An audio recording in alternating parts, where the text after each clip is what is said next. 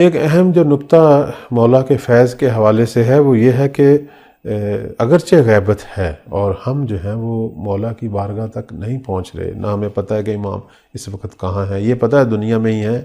اور ہمارے امور کو دیکھ رہے ہیں، لیکن مولا تو پہنچتے ہیں۔ یعنی ہم اس غیبت کبریٰ کے اندر ایک چیز جو ہر دور میں نقل ہوتی ہے اور کثرت سے نقل ہوئی اور اس پر کتابیں ہیں، اور حتیٰ کہ ہماری جو اہم روایات کی جو کتابیں ہیں ان کے اندر بھی ان چیزوں کا ذکر ہے، تو وہ خود امام کا لوگوں سے ملاقات کرنا۔ غیبت جو ہے اس میں لوگ امام سے ملاقات نہیں کر سکتے، یعنی لوگوں کے لیے امام غائب ہے، لیکن امام لوگوں سے ملاقات کر سکتے ہیں، چونکہ امام کے لیے لوگ غائب نہیں ہیں۔ بس امام کی طرف سے راستہ کھلا ہوا ہے، امام جس سے چاہیں جہاں مسئلت سمجھیں، جہاں ضروری سمجھیں، لوگوں سے ملاقات کرتے ہیں اور ان کا مسئلہ بھی حل کرتے ہیں۔ اس پوری جو ہے وہ 1200 سالہ تاریخ کا اگر ہم مطالعہ کریں تو ہر دور میں سینکڑوں ہزاروں لوگ جو ہیں، حتیٰ گناہگار بھی، صالح علماء فقہا سے ہٹ کر عام لوگ بھی جو ہیں انہوں نے امام سے توسل کیا، امام سے بالآخر ان کو شرف حاصل ہوا اور اس میں ان کا کوئی مسئلہ بھی حل ہوا۔ یہ جو ایک بہت بڑا کام ہے کہ مولا کا ایک فیض جو ہمیشہ جاری ہے۔ مثلا ایک آدمی کوئی لا علاج مرض میں مبتلا ہے اور مولا سے توسل ہوا ہے اور امام کی طرف سے شرف ملاقات ہو گیا یا لطف حاصل ہو گیا۔ بعض دفعہ یہ ہوتا ہے کہ امام خود نہیں ملتے، کسی کو بھیج دیتے ہیں، یا اس کی صحت اور سلامتی کے لیے، بہبودی کے لیے کوئی نہ کوئی انتظام کر دیتے ہیں، کوئی آ جاتا ہے اور اس کا وہ مسئلہ جو ہے وہ حل ہو جاتا ہے، یا کوئی راہ گم کر گیا ہے، یا کوئی دشمن کی قید میں ہے یا اسیر ہے۔ بالآخر ہزاروں ہمارے جو مسائل ہیں، یا کوئی نیاز مند ہے، محتاج ہے، اور بالآخر مولا کو اپنا سرپرست آقا، بالآخر ہمارا یہ عقیدہ ہے کہ امام وقت کے ولی ہیں، ہمارے سرپرست ہیں، آقا ہیں، اور ہمارے امور میں بہت بڑی ذمہ داری ان کی ہے، اللہ نے ان کو ہمارے امور دے کر بھیجا ہے، تو وہ توسل کرتا ہے، مولا کو پکارتا ہے، یا صاحب زماں ادرکنی، دشمنوں میں گھرا ہوا ہے، مولا کو پکارتا ہے۔ تو ان تمام موارد میں جہاں خدا کا اذن ہوتا ہے، لیکن اب میں یہاں ایک چیز کو واضح کرنا چاہتا ہوں، بعض لوگ جو ہیں وہ کہتے ہیں کہ ہم نے تو اتنے توسل کیے اور ہمیں تو جواب نہیں ملا۔ میں یہاں یہ واضح کر جاؤں، بسا اوقات ہمارے گناہ ایسے ہوتے ہیں کہ پروردگار ہمیں اس شرف سے محروم رکھتا ہے۔ پہلے ہم اپنے اس گناہوں کو چھوڑیں۔ ایک آدمی جو ایک خاص گناہ بھی کر رہا ہے، کسی کے حق میں ظلم بھی کر رہا ہے، اور ادھر سے اپنی کوئی مشکل جو ہے، اپنی کوئی گرہ کھولنا چاہتا ہے اور وہاں وہ اللہ کے ولی کو پکارا ہے، تو دوسروں پہ رحم کر تاکہ تجھ پہ بھی رحم ہو، تو کسی کی گرہ کو کھول تاکہ تیری گرہ بھی کھولے، پہلی تو بات ہے۔ دوسری بات یہ ہوتی ہے کہ بسا اوقات پروردگار جو ہے وہ ہماری آزمائش چاہتا ہے، وہ چاہتا ہے کہ اسی مشکل کے اندر ہم کندن بنے، تھوڑا سا جو ہے معنوی، فکری، روحانی اعتبار سے ترقی کریں، اور ہمارے سابقہ اگر کوئی گناہ ہے تو جھڑ جائیں، ہمارے اندر کوئی آلودگی ہے تو اس سے شفاف ہو جائیں، اور جو ہے جیسے ہم دیکھتے ہیں کہ انبیاء اور ائمہ جیسی ہستیاں بعض دفعہ سخت حالات سے دوچار ہوئیں، اللہ تعالیٰ نے انہی سخت حالات میں ان کو جو ہے وہ بے پناہ کمال عطا کیا۔ ایک دفعہ یہ بھی ہوتا ہے، لیکن اگر یہ دو چیزیں نہ ہوں تو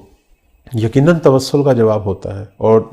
لوگوں نے توسل کی اور جواب لیا۔ اب اس حوالے سے آپ آئیں، مختلف کتابیں دیکھیں، اور علماء کی کتابیں بھی، بالخصوص جیسے ہم آج کل جو کتاب جس کی طرف بہت زیادہ ہمارے علماء جو ہیں وہ تاکید کرتے ہیں، نجم الثاقب ہے، محدث نوری رحمۃ اللہ کی کتاب، اس میں انہوں نے ایک ابواب بیان کی ہیں ملاقات کے حوالے سے، علماء، صالحین، عام لوگوں کی۔ خود علامہ مجلسی رحمۃ اللہ علیہ نے جو ہے بحار الانوار میں اس موضوع پر تفصیلات بیان کی ہیں، شیخ طوسی علیہ رحمہ نے کتاب الغیبہ میں ملاقاتوں کے واقعات لکھے ہیں، کمال الدین کے اندر ہم دیکھتے ہیں جو شیخ صدوق علیہ رحمہ نے لکھے ہیں۔ تو یہ ایک اہم فیض ہے جو جاری ہے اور کبھی بھی قطع نہیں ہوا، اور انسان مشکل حالات میں اپنے آقا اور مولا کو پکارے، حتیٰ کہ یہ بعض دفعہ ہمارے اجتماعی مسائل ہوتے ہیں جس میں پوری ملت ایک درد میں مبتلا ہے، وہاں بھی جب امام کو پکارا جاتا ہے تو وہاں بھی جو ہے وہ اگر یہ دو چیزیں نہ ہوں، ملت کو اجتماعی گناہ میں مبتلا نہ ہو جس کی وجہ سے وہ عذاب الہی کا شکار ہے، یا آزمائش سے خدا کا ہدف یہ نہ ہو کہ یہ آزمائش سے گزرے، تو کیوں نہیں امام کی طرف سے جو ہے کئی دفعہ پوری ملت کو بچایا گیا ہے، اور مسلمانوں کو بالخصوص مکتب تشیع جو ہے وہ امام کے لطف اور ان کی امداد سے جو ہے وہ بہرہ مند ہو رہے ہیں. اگرچہ ہم نہیں سمجھ پاتے ہیں لیکن مثلا کئی بار ایسا ہوتا ہے کہ امام کا جو ہے وہ لطف جی اس کے باقاعدہ واقعات لکھے بھی گئے ہیں خود ہماری کتابوں میں، جیسے بحرین کا ایک واقعہ موجود ہے. اس طرح اور بھی واقعات ہیں کہ پوری ملت کو جو ہے مولا نے مثلا قتل ہونے سے بچا لیا. تو عرض خدمت یہ ہے کہ یہ جو فیض ہے مولا کا یہ ہمیشہ ہے. اس میں انفرادی اجتماعی ہر پہلو سے مولا جو ہے وہ اپنے لطف سے ہمیں بہرہ مند کرتے ہیں. ہمارے لیے مشکل کشا ہے، اور البتہ اللہ کے اذن سے. اصل تو مشکل کشا اللہ ہے. اس نے جس طرح ایک ڈاکٹر جو ہے وہ ہماری بیماری کے حوالے سے مشکل کشا ہوتا ہے،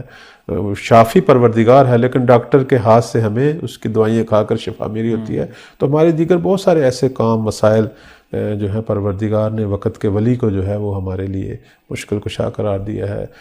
ہمارے لیے ہماری بہت ساری گریں جو ہیں زندگی کی ان کے ذریعے کھلتی ہیں. تو اس حوالے سے اتنے واقعات، اور میں یہاں عرض کروں گا کہ ایک نقطے کی طرف جو ہے ہمارے لوگ توجہ رکھیں کہ جب بھی کوئی شخص یہ دعویٰ کرے کہ میری ملاقات ہوتی امام سے، تو اس شخص کے چال چلن، اس کے کردار، بالآخر اس شخص کو حد اقل یہ دیکھا جائے کہ یہ مورد اعتماد بھی ہے یا نہیں، اپنی گفتگو میں سچا اور صادق بالآخر ثقہ ہے یا نہیں. ہو سکتا ہے گناہ گار بھی ہو، لیکن گفتگو زبان کے اعتبار سے وہ جو ہے وہ ٹھیک ہونا چاہیے، یعنی ہم اس پر اعتماد کر سکتے ہوں. ایک تو یہ بات ہے. دوسری بات جو ہے ملاقات کے اندر ممکن اس نے امام سے ملاقات نہ کی ہو، کسی اور ہستی سے ملاقات ہو، یا اس کا جو ملاقات کا جو مضمون ہے وہ قابل غور ہو، تو اسے چاہیے کہ کسی عالم سے، اور بالخصوص جو مہدویت سے متعلق جو لوگ ہیں ان سے گفتگو کرے اور بیان کرے، اور ان سے جو ہے وہ رہنمائی لے. تیسری جو چیز میں یہاں بیان کروں گا، ہمارے ہاں کچھ شعبدے باز لوگ بھی ہیں، شیاد، شعبدے باز، فریب دینے والے، جنہوں نے ملاقات کے نام سے اڈے بھی بنا لیے، گروہ بھی بنا لیے، اور لوگوں کو بگاڑ بھی رہے ہیں، اور بلکہ دین کے خلاف کر رہے ہیں. خود پیر و مرشد بنے بیٹھے ہوئے مختلف جگہوں پر اپنی پوجا کروا رہے ہیں، اپنے آپ کو سجدے کروا رہے ہیں، لوگوں کو مال، لوگوں کی ناموس کچھ بھی نہیں چھوڑ رہے، اور لوگوں کو جو ہے وہ پہلے مرلے میں علماء، فقہا، دین، ان تمام عبادات، ان چیزوں سے دور کر دیتے ہیں، بس اپنی پرستش میں مبتلا کرتے ہیں. اس طرح کے شیطان لوگوں سے بھی بچنا چاہیے کہ جو اس موضوع کو غلط انداز سے پیش کرتے ہیں. ملاقات ایک درست امر ہے اور ہوتا ہے، لیکن اس حوالے سے علماء کی رہنمائی جو ہے لینی چاہیے. اور ہر شخص کی اگر کوئی ملاقات مولا سے ہوتی ہے تو وہ اسی کے لیے حجت ہے،